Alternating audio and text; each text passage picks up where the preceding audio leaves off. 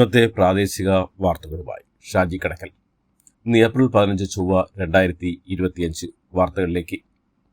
ADGPയും intelligence മേധാവിയുമായ P വിജയനെതിരെ വ്യാജമൊഴി നൽകിയ സംഭവത്തിൽ ADGP MR Ajith കുമാറിനെതിരെ സിവിലായും ക്രിമിനലായും നടപടി സ്വീകരിക്കാമെന്ന് DGPയുടെ ശുപാർശ. ഗുരുതരമായ ക്രിമിനൽ കുറ്റത്തിൽ തെറ്റായ മൊഴി തെറ്റായ മൊഴി ഒപ്പിട്ടിട്ടും നൽകിയെന്നും ഇത് ക്രിമിനൽ കുറ്റമാണെന്നും DGP വ്യക്തമാക്കി. സ്വർണ്ണക്കടത്തിൽ പി വിജയന് ബന്ധമുണ്ടെന്ന് SP സുജിത് ദാസ് പറഞ്ഞുവെന്നായിരുന്നു അജിത് കുമാർ DGPക്ക് നൽകിയ മൊഴി.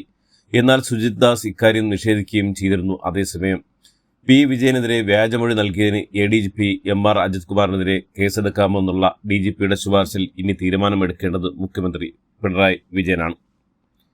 MR അജിത് കുമാറിനെതിരെ DGP ഇപ്പോൾ നൽകിയിരിക്കുന്ന റിപ്പോർട്ടിന് മുകളിൽ മുഖ്യമന്ത്രി ഏതെങ്കിലും തരത്തിലുള്ള നടപടി സ്വീകരിക്കുമെന്ന് പ്രതീക്ഷിക്കുന്നുണ്ടെങ്കിൽ അത് വെറും വിഡ്ഢിത്തം മാത്രമാണെന്ന് മുൻ MLA PV Anwar.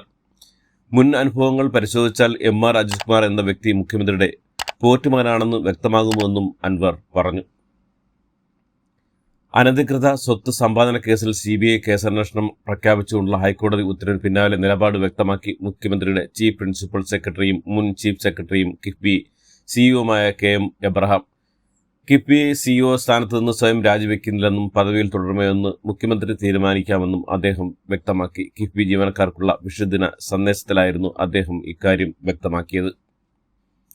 Doctor BR അംബേദ്കറിന്റെ 135ാമത് ജന്മദിനാഘോഷ ചടങ്ങുകൾ പാർലമെന്റ് വളപ്പിൽ നടന്നു. രാഷ്ട്രപതി ദ്രൗപദി മുർമു, പ്രധാനമന്ത്രി നരേന്ദ്രമോദി, ഉപരാഷ്ട്രപതി ജഗ്ദീപ് ധൻഖർ, പ്രതിപക്ഷ നേതാവ് രാഹുൽ ഗാന്ധി, കേന്ദ്രമന്ത്രിമാർ തുടങ്ങിയവർ അംബേദ്കറുടെ പ്രതിമയ്ക്ക് മുന്നിൽ പുഷ്പാർച്ചന നടത്തി.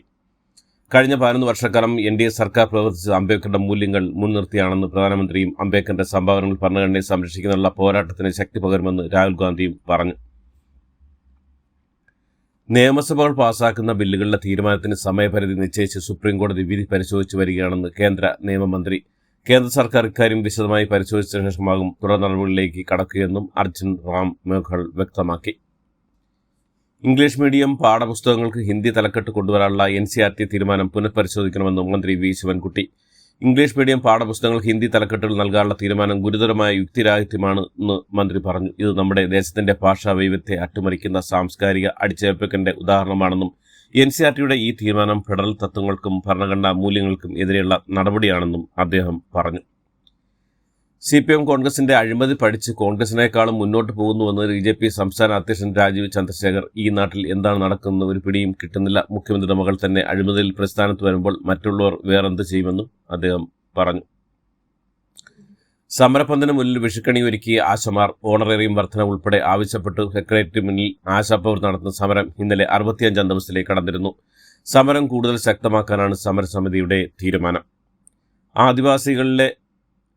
ആദിവാസി ഉന്നതികളിലെ അനർട്ട് അഴിമതി രേഖകൾ ചോർത്തിയവർക്കെതിരെ ഭീഷണി സന്ദേശവുമായി അനർട്ട് CEO അഴിമതി വാർത്ത പുറത്തുവന്നതിന് പിന്നാലെയാണ് അനർട്ട് ചുമതലക്കാരുടെ വാട്സാപ്പ് ഗ്രൂപ്പിലേക്ക് ആരോപണവിധേയനായ അനർട്ട് CEO നരേന്ദ്രനാഥ് വേലൂരി സന്ദേശം അയച്ചത്. CEയുടെ ഔദ്യോഗിക നമ്പറിൽ നിന്നാണ് സന്ദേശം അയച്ചിരിക്കുന്ന. രേഖ പുറത്തുവിട്ട ആളുകൾക്ക് ഭീഷണി നൽകുന്നതാണ് സന്ദേശം.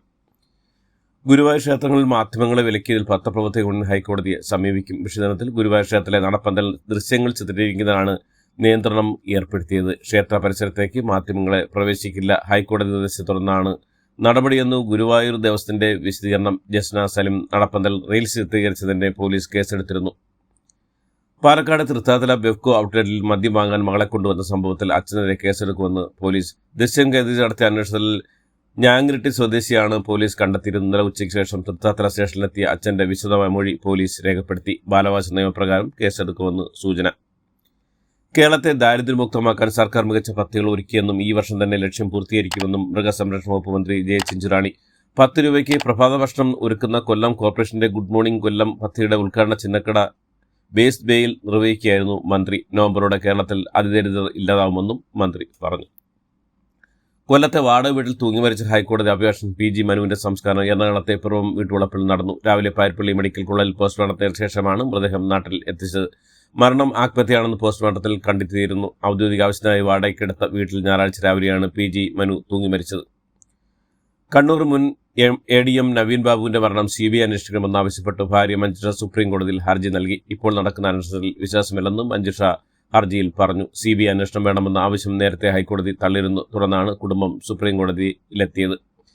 ചീഫ് സെക്രട്ടറിക്കെതിരെ N പ്രശാന്തിന്റെ ഫേസ്ബുക്ക് പോസ്റ്റ് ഹിയറിംഗ് റെക്കോർഡിംഗിനും സ്ട്രീമിംഗും ആദ്യം സമ്മതിച്ചുവെന്നും പിന്നീട് തീരുമാനം മാറ്റിയതിന്റെ കാരണം അറിയിച്ചില്ലെന്നും അദ്ദേഹം പറഞ്ഞു. 10/2/2020 നൽകിയ കത്തിൽ ഹിയറിംഗ് റെക്കോർഡ് ചെയ്യാനും സ്ട്രീം ചെയ്യാനും മാത്രമാണ് ആവശ്യപ്പെട്ടിരുന്നത്. ഈ ആവശ്യം 4/4/2020 പൂർണ്ണമായി അംഗീകരിച്ചെങ്കിലും 11/4/2020 അത് പിൻവലിച്ചു. 7 രാത്രി കഴിഞ്ഞപ്പോൾ തീരുമാനം മാറിയതിന്റെ കാരണങ്ങൾ ഒന്നും കത്തിൽ അറിയിച്ചിട്ടില്ലെന്നും അദ്ദേഹം കൂട്ടിച്ചേർത്തു.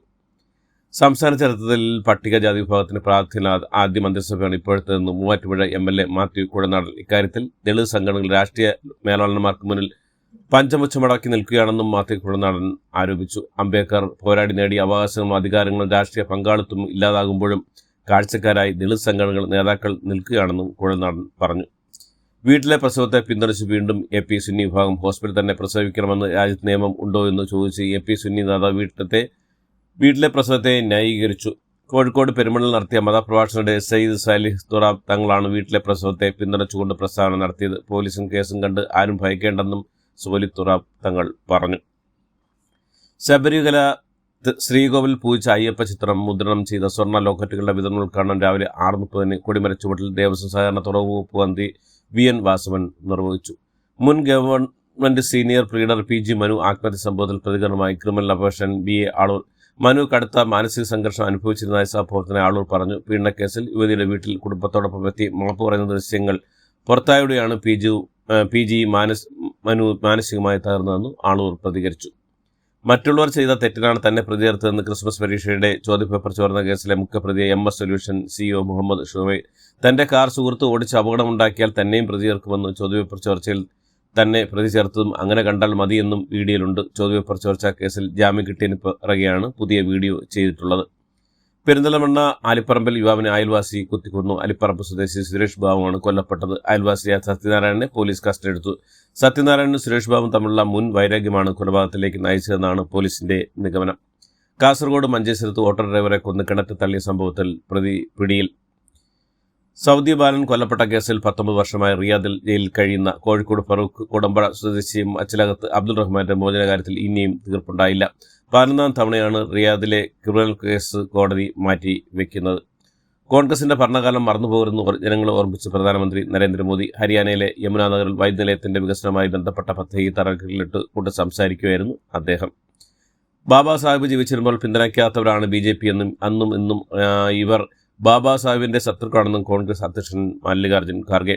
ഇന്ത്യയിലെ ഏറ്റവും മോശം സർക്കാർ സ്കൂളുകൾ തമിഴ്നാട്ടിലാണെന്നും ഉത്തർപ്രദേശിനേക്കാളും ബീഹാറിനേക്കാളും മോശമാണ് അവസ്ഥയെന്നും തമിഴ്നാട് ഗവർണർ RN രവി. വഖഫ് നിയമ ഭേദഗതി റദ്ദാക്കണം ആവശ്യപ്പെട്ട് രാഷ്ട്രീയ കക്ഷികൾ സുപ്രീം കോടതി സംവിധാനത്തിൽ നിയമത്തെ അനുകൂലിച്ച് BJP ഭരിക്കുന്ന സംസ്ഥാനങ്ങളും കോടതിയിലേക്ക്.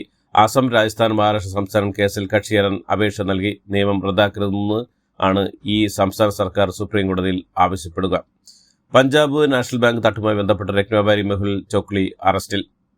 മുംബൈ ഭീകരാക്രമണവുമായി ബന്ധപ്പെട്ട് NIA കസ്റ്റഡിയിലുള്ള സാക്ഷി കൊച്ചിയിൽ നിന്ന് റിപ്പോർട്ട്. തഹാവൂർ റാണയ്ക്കും ഹെഡ്ലിക്കും ഇന്ത്യയിൽ എത്തിയപ്പോൾ ഇയാളാണ് സഹായം നൽകിയെന്നാണ് NIA നൽകുന്ന വിവരം. ഇയാൾക്കൊപ്പം തഹാവൂർ റാണയും കൊച്ചിയിലെത്തി തെളിവ് ശേഖരിക്കാൻ NIA ഒരുങ്ങുകയാണെന്നാണ് റിപ്പോർട്ടുകൾ. ബോളിവുഡ് സൂപ്പർതാരം സൽമാൻ ഖാൻ വീണ്ടും വധഭീഷണി. മുംബൈയിലെ ബോറിയിലെ ഗതാഗത വകുപ്പിലേക്ക് അയച്ച വാട്സാപ്പ് സന്ദേശത്തിലൂടെയാണ് ഭീഷണി. ബംഗളൂരു അന്താരാഷ്ട്ര വിമാനത്താവളത്തിലെ ഡിസ്പ്ലേ ബോർഡുകളിൽ നിന്ന് ഹിന്ദി നീക്കി സെൻസർ ബോർഡുകളിൽ നിന്നും ഇംഗ്ലീഷും കന്നഡയും മാത്രമാക്കി. ഹിന്ദി അടിച്ചേൽപ്പിക്കാനുള്ള നീക്കത്തിന്റെ പ്രതിരോധം സൃഷ്ടിക്കാനുള്ള ശ്രമം നല്ലതാണെന്നും എന്നാൽ വിമാനത്താവളം യാത്ര ചെയ്യുന്നവർക്ക് വേണ്ടിയല്ലെന്നും ഭാഷാ പ്രശ്നമുള്ളവർക്ക് യാത്രകളിൽ നിന്ന് ബുദ്ധിമുട്ട് സൃഷ്ടിക്കുന്നതായും പലരും പ്രതികരിക്കുന്നത്. ബംഗളൂരു സന്ദർശിക്കുന്നത് ഇംഗ്ലീഷും കന്നഡയും മാത്രം അറിയാവുന്നവരാണോ എന്നും ചിലർ ചോദിക്കുന്നുണ്ട്. മുംബൈ ഭീകരാക്രമണ കേസിലെ പ്രതി തഹാവൂർ ഹുസൈൻ റാണയെ ദേശീയ അന്വേഷണ ഏജൻസി ഉദ്യോഗസ്ഥർ 8 മുതൽ 10 മണിക്കൂർ വരെ ചോദ്യം ചെയ്യുന്നുണ്ടെന്ന് ഔദ്യോഗിക വൃത്തങ്ങൾ അറിയിച്ചു. ഇതോടുകൂടി ഇന്നത്തെ വാർത്തകൾ അവസാനിക്കുന്നു. എല്ലാവർക്കും നന്ദി, നമസ്കാരം.